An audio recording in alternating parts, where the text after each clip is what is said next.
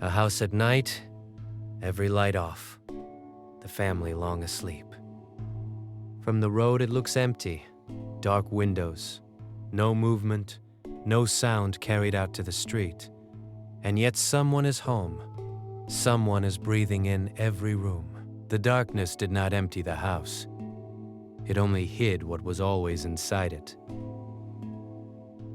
That is the truest picture we have for what happens to you each night when you fall asleep. The lights of the personality go out. The face you show the world, the name you answer to, the long-running story of who you are. All of it dims and goes quiet. And the question that has sat with people in every age, lying in the dark before sleep, is a simple one. Where does it all go? Where do you go?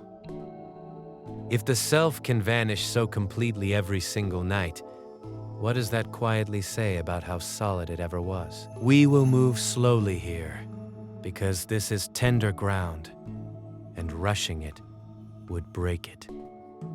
Consider what truly happens when you fall asleep. There is a moment, every night, when the person you have been all day simply stops. The thinking stops, the planning stops, the sense of being someone located behind your eyes, with a history and a list of worries and a name, dissolves completely. You do not feel it dissolve, because there is no one left awake to feel it happen. The self goes out like a flame, and you do not even notice the going. And then, hours later, it comes back. The story resumes as though it had never paused. You wake, and within a single second the whole personality reassembles itself. The name, the worries, the face, the plans, all of it snapping back into place, and you assume you were there the entire time. You were not there the entire time. Somewhere in the night, in the deepest stretch of sleep, the self was entirely gone. No dreams, no images, no sense of passing time, no sense of being anyone at all. A complete and total absence. And here is the quiet thing that almost no one stops to notice. You survived it. Something came through that absence and carried you back. The self vanished, and you did not. Whatever returned in the morning had to come from somewhere the vanishing could not reach. Stay with that gently. People fear the loss of the self because they are certain it means the loss of everything. The whole dread of ending rests on one hidden assumption, that when the self goes, you go with it. But every single night offers quiet evidence against that assumption. Every night the self goes completely down into a darkness with no dreams and no time.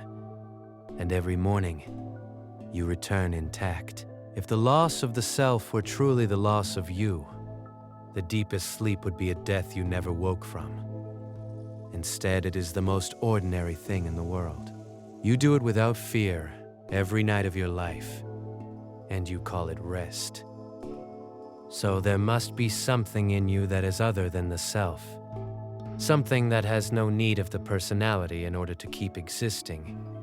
Something that was present, in its own quiet way, even in the dreamless dark where the personality had entirely dissolved. The older maps of the inner life had a name for the three places a person moves through across a single day and night. Waking, where the self walks the world. Dreaming, where the self wanders a world of its own making.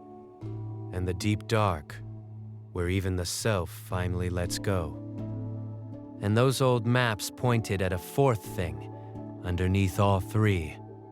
A witness. The one constant present in waking. Present in dreaming. Present even in the dreamless dark where everything else had vanished. The one that can say, the morning after, that the sleep was deep and good. Notice that carefully. Who reports on the dreamless sleep? Who knew that it was restful? Something was there, awake in its own way, in a place where the self was not. That something is what you are actually asking about when you ask where your soul goes at night. It goes nowhere at all. It is the one constant that stays while everything else comes and goes. Let us walk into the dream first, because the dream teaches its own strange lesson. In a dream, you build an entire world. Streets, faces, weather, danger, joy, whole conversations, people who speak to you in their own voices, who surprise you, who argue with you as though they were separate beings with minds of their own. And the whole time, every one of them, every street, every patch of sky, is made of nothing but you, your own awareness, dividing itself into the dreamer and the dreamed, the watcher and the watched, the one in danger and the very danger that chases them. You become all of it at once, and yet you experience most of it as outside you, as something happening to you, against you, around you. Then you wake, and the entire populated world folds quietly back into the single awareness it was made from. The crowd was always one. The many were one the whole time, wearing the many masks of the many. Hold that, because it is a small key to a very large door. If awareness can do that inside a dream, divide itself into a whole crowded world, and then gather the world back into one upon waking, then the waking world deserves a second and slower look. The same awareness that builds the dream is the one carrying these words to you now, and the hard, solid separateness you feel from everything around you. The firm line between you and the world out there may be one more division that awareness has drawn inside itself, as utterly convincing as a dream while it lasts, and just as ready to fold back into the one. If this is the kind of depth you have been missing, comment the last dream that stayed with you after waking. Now into the deep dark, the dreamless place, because that is where the real mystery lives. In the deepest sleep, there are no dreams to fill the dark. No world gets built. No self walks anywhere or speaks to anyone. There is only an absence so complete that from the inside, it cannot even be felt as absence, because experience itself has paused entirely. And yet you do not dread this state. You long for it. After a hard and grinding day, the body aches toward that dreamless dark, that total setting down of the someone you spend all your waking hours being. There is a clue buried in that longing. The self spends the whole day defending itself, guarding its borders, comparing and worrying and bracing, exhausting itself with the labor of being someone, and at night it cannot wait to lay all of that down. The deepest rest a human being knows is the rest of not being anyone at all. Sit with that. The most restoring thing that happens to you every night is the temporary end of the self. You do not come back from dreamless sleep, weary of the nothingness, complaining of the emptiness. You come back restored by it, washed clean by it. Return to your life with the tank somehow filled. Something in you is nourished by the dissolving of the someone, and that something cannot be the self, because the self was completely gone. It is the one underneath, finally relieved for a few dark hours of the heavy work of pretending to be separate from everything. This is why the fear of ending rests on a misunderstanding. The thing you fear losing, the personality, the story, the precious someone you have built and defended for decades, is the very thing you gladly release every single night in exchange for the deepest peace you ever feel. The loss of the self was never the enemy. It is the doorway to rest. You have walked through that doorway thousands of times already, and every single time, you have come back through it in the morning. So the larger ending, the one that people dread above all others, may be far less of a stranger than it appears from the outside. We will stop short of confident claims about what lies beyond the body, because any honest voice has to. But the nightly evidence is worth sitting with in the quiet. Every night, the self dissolves completely, and every night, something carries you back. The true continuity of your life does not actually live in the self, which switches off and on like a lamp on a timer. It lives in whatever stays present in the dark when the lamp is off. The personality is the lamp, and you have already met, on every dreamless night of your life, the current that the lamp was only ever running on. The current does not go out when the lamp does. It was never the lamp. It was the power running through it. Let that settle. Now bring it back to the ordinary morning, because the teaching has to come home to the daylight to be worth anything. You wake, and before the name returns, before the worries reassemble themselves, before the day's first thought arrives, there is a thin sliver of a second of pure being, just awareness, present, awake, with no story attached to it yet. Almost everyone misses it. The self snaps back so fast that the gap closes before it can be seen, but it is there every morning without fail. A moment when you exist without yet being anyone. That sliver is a small clear window onto the one who was present all through the deep dark. The witness that never slept.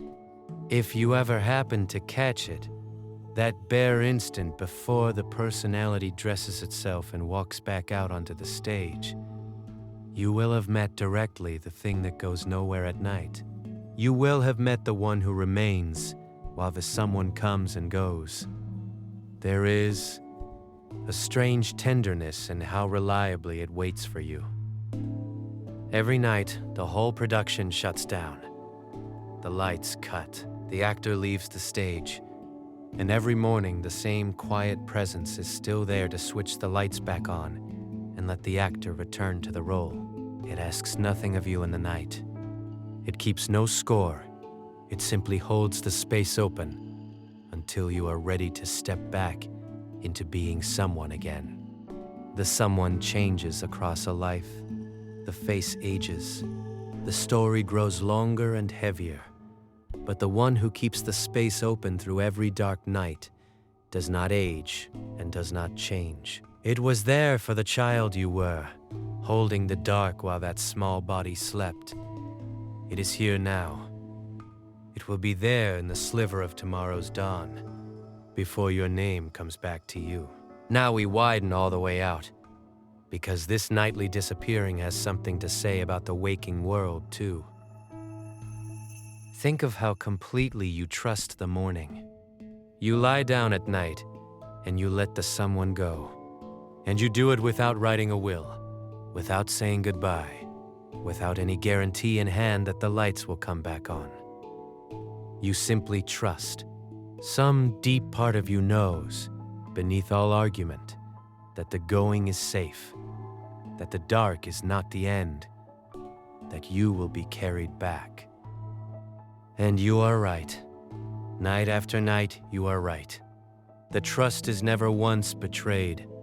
The presence that holds the dark has kept its quiet promise every single morning of your life.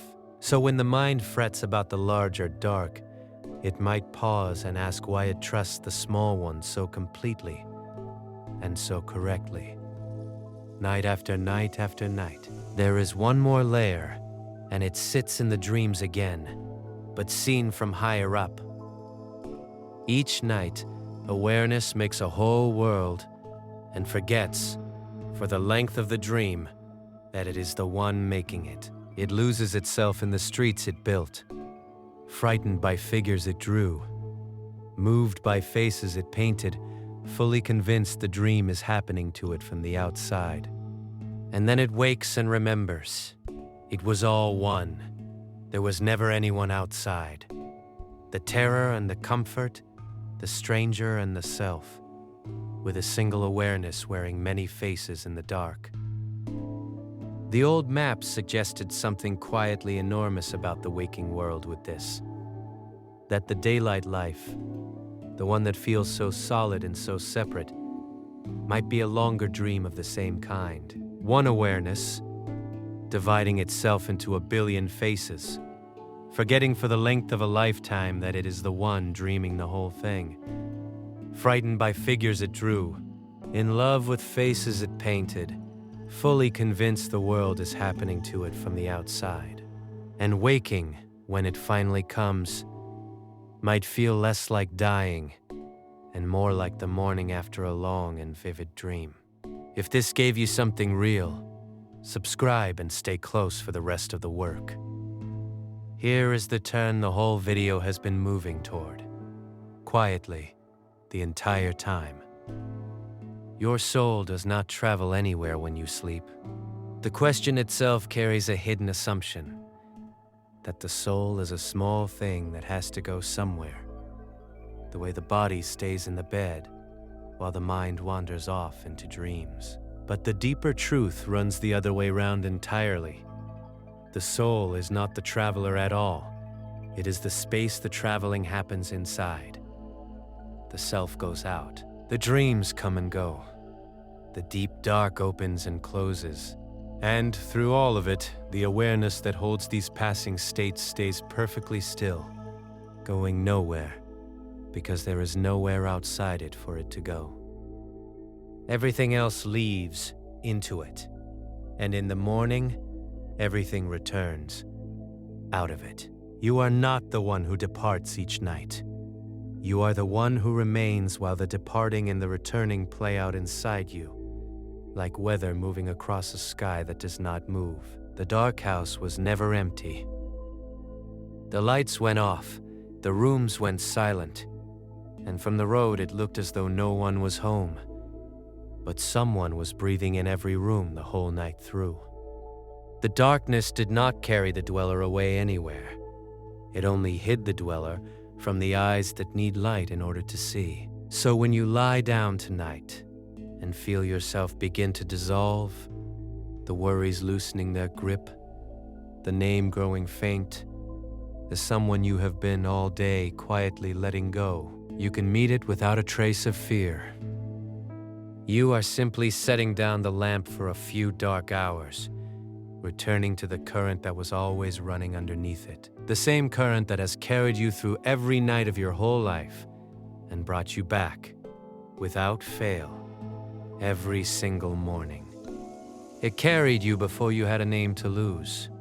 It will be there in the sliver of the next dawn, before the name comes back to claim you. And it asks one small thing of you, on some quiet morning when you are ready, that you notice, just once, that the one who woke was never the one who slept. The lamp goes dark. The current stays lit, and somewhere in the stillest hour of the night, in a house that looks empty from the road, the dweller goes on breathing in every room, patient, unhurried, keeping the dark, holding the space, waiting without the smallest impatience for the dawn that will switch the lamp back on and let you forget, for one more bright and busy day, that you were never the light at all. You were the one for whom the light was lit.